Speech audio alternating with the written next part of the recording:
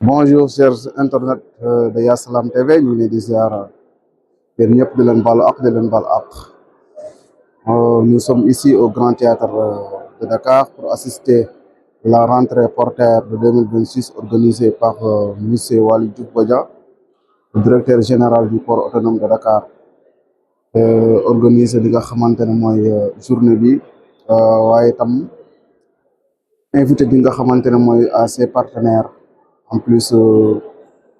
ànd ci nga xamante ne mooy ses compagnons comme le président de l'Assemblée nationale monsieur El Malick Ndiaye ak yeneen ministre ak ay DG ñëpp ñu ci biir vraiment nekkoon journée boo xamante ne c'est une grande journée excellente boo xamante ne Waly Diouf Bodian organisé na ko incha allah ci kanam rek nañ leen andi li nga xamante ne mooy vidéo bi ak li nga xamante ne moo fi xew ak partenaires yi nga xamante ne ñoo ci participer waaye tam ak nouveau signature yi des nouvelles signatures yi nga xamante ne am na ci nga xamante ne mooy bés bi kon mbokk yi ci kanam tuuti rek incha allah dinañ leen indi li nga xamante ne mooy vidéo bi avec votre chaîne YouTube Yasalam TV nga xamante ne c'est une chaîne c'est la chaîne de la jeunesse mais c'est la chaîne aussi de tous les Sénégalais mbokk yi mu ngi noonu incha allah ci kanam tuuti ñu indi li nga xamante ne mooy vidéo bi.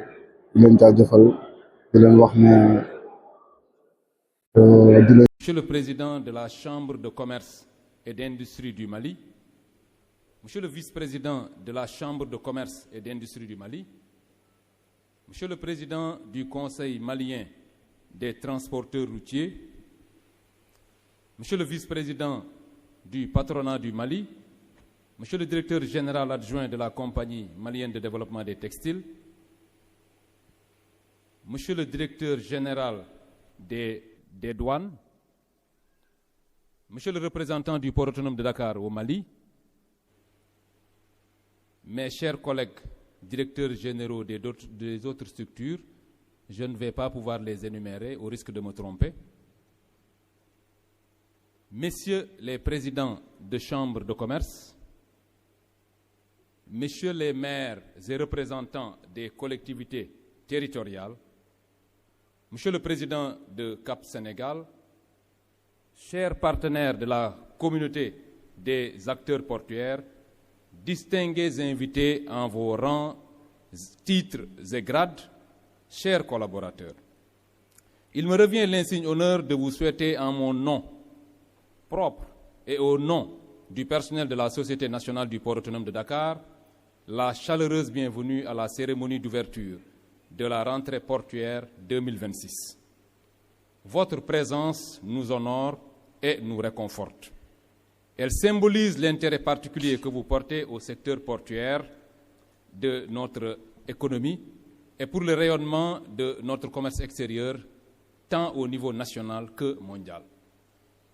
Qu'il me soit permis, dès l'entame de mon propos, de vous exprimer, Monsieur le Président de l'Assemblée nationale, Madame, Messieurs les ministres et chers partenaires, ma profonde gratitude et toute ma reconnaissance pour avoir accepté de partager avec les acteurs de la plateforme portuaire du Sénégal ces moments cruciaux de la vie du système portuaire de notre pays. Monsieur le Président, Mesdames, Messieurs les ministres, il est dans la vie des institutions des moments clés, des périodes charnières qui constituent des repères à la fois temporels et stratégiques. La journée du 10 février, consacrant la rentrée portuaire, inédite historiquement, restera gravée dans la mémoire des acteurs portuaires puisqu'à cette occasion, le port autonome de Dakar aura procédé au lancement officiel de son plan de repositionnement pour la période 2025-2029. Au-delà de cette symbolique, il s'agit pour les portuaires que nous sommes de l'amorce d'une nouvelle approche systémique de la plateforme portuaire sénégalaise, basée sur une démarche inclusive et qui se projette vers une logique de performance de la chaîne logistique dans sa globalité. Cette démarche volontariste de toute la communauté des acteurs portuaires ambitionne de reconsidérer l'espace portuaire comme un pôle de convergence un point d'ancrage des chaînes logistiques de production, de transport et de distribution dans la double optique de performance et de gestion cohérente de l'outil portuaire national. En effet, le plan de repositionnement du port autonome de Dakar porte sur la déclinaison d'une nouvelle stratégie de développement du secteur portuaire, alignée sur les référentiels de politique publique, à savoir l'agenda national de transformation Sénégal Horizon 2050, la lettre de politique sectorielle du ministère des Pêches et de l'économie maritime et la stratégie nationale portuaire. L'objectif commun de ces référentiels est de contribuer à faire du Sénégal un hub logistique performant et durable. Il intervient dans un contexte de reconfiguration et de redéfinition du système de production mondial et par conséquent des chaînes d'approvisionnement à l'échelle planétaire. En effet, un profond changement de paradigme est en cours dans le secteur portuaire mondial à travers une double évolution.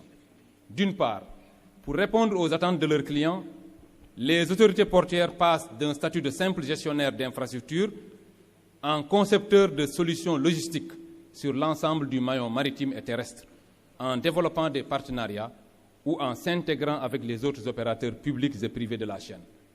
Parmi ces opérateurs, on a les chemins de fer, les transports, les opérateurs de terminaux. D'autre part, les ports s'étendent au-delà de leur circonscription en aménageant des plateformes logistiques ou ports secs qui constituent des ports principaux à l'effet de décongestionner ce dernier et de rapprocher. À titre d'exemple, le port de Shanghai compte à ce jour plus de 130 ports secs. Par ailleurs, et plus près de nous, l'environnement sous-régional est marqué par une concurrence exacerbée entre les ports, dont certains, grâce à des investissements massifs dans les infrastructures structurantes, ont pris de l'avance sur le port de Dakar. Sur la base d'un diagnostic stratégique sans complaisance, mettant en évidence des défis à relever tels que la situation des espaces, l'inefficacité opérationnelle, la faible connectivité vers l'interland, la faible digitalisation des procédures administratives et opérationnelles, l'absence d'une gestion cohérente et harmonisée du système portuaire. On se trouve donc devant des enjeux qui sont dans ces conditions multiples et vont porter sur l'intégration régionale par le truchement de l'accroissement des échanges, l'exploitation du pétrole et du gaz, l'industrialisation des zones portuaires, la réduction du coût de passage à travers une maîtrise tarifaire, gage d'une attractivité et d'avantages comparatifs dans un contexte, faut-il le rappeler, fortement concurrentiel. Le plan de repositionnement offre des logiques de réponse destinées à intégrer le Sénégal dans les chaînes de valeur mondiale à travers un changement d'échelle et une nouvelle approche de la vocation logistique des ports. Dans cette dynamique, il met en perspective une vision articulée autour de 4 grandes ambitions. Il s'agit dans un premier lieu de développer des infrastructures portuaires, maritimes et terrestres aptes à offrir des solutions de continuité grâce au report modal et à accueillir des activités à forte valeur ajoutée, ainsi que la création d'un vaste écosystème de services dans des clusters sectoriels tels que la pétrochimie, l'agroalimentaire, l'automobile, l'industrie pharmaceutique, textiles et halieutique. Au carrefour des métropoles d'équilibre, des agropoles, des plateformes logistiques des ports du Sénégal contribueront ainsi à l'accélération de l'industrialisation sur l'ensemble du pays et à un développement équilibré des territoires, tel que c'est prévu dans l'agenda Sénégal 2050. Il s'agit en second lieu de faire des ports des vecteurs essentiels de l'intégration régionale grâce à une projection de l'interland sur une échelle régionale et grâce également à la fluidité de l'ensemble des corridors logistiques. L'aménagement des ports secs et l'amélioration de la desserte terrestre constitueront dans un contexte de mise en œuvre de la zone de libre-échange continentale à l'échelle africaine, la ZLECAf, des opportunités de renforcement des échanges régionaux et surtout de la compétitivité de nos exportations ou de rééquilibrage de notre balance commerciale. Il s'agira en troisième lieu de faire de nos ports des vecteurs de l'employabilité dans les nouveaux métiers de la chaîne logistique, à la faveur d'une offre de formation alignée à ces nouvelles filières.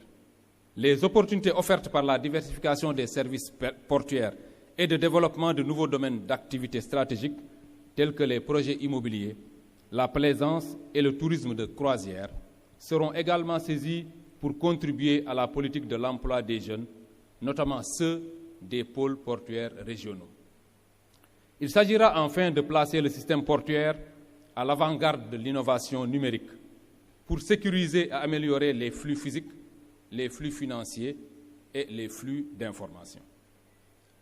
La digitalisation des procédures administratives et opérationnelles reposant sur une infrastructure communautaire intégrée favorisera une anticipation dans la prise en charge du navire et de la marchandise, ainsi qu'un suivi sécurisé prenant en compte l'ensemble des attentes des acteurs portuaires.